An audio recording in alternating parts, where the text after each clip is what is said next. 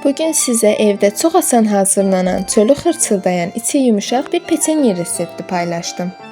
Əvvəl qaba bir yumurta və bir yumurtanın ağını əlavə edirəm. Sarısını isə kənara ayırıram.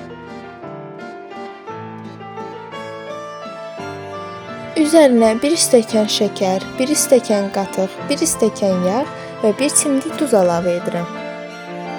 Sonra 1 paket vanil, 1 paket qabartma tozu və unun yarısını qatıb yaxşıca qarışdırıram.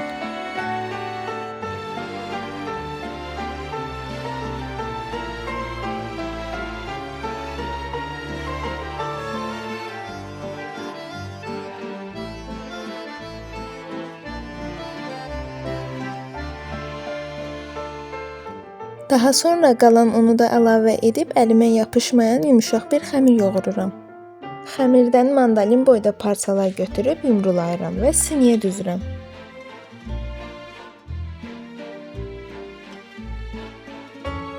Üzərinə ayırdığım yumurta sarısını fırça ilə çəkirəm.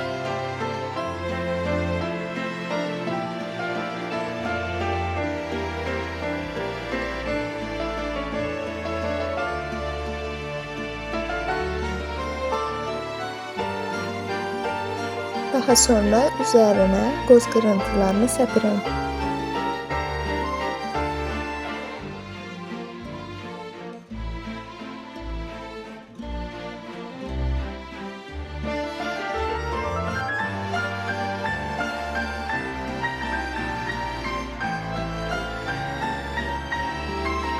Azca şəkər tozu da əlavə edirəm.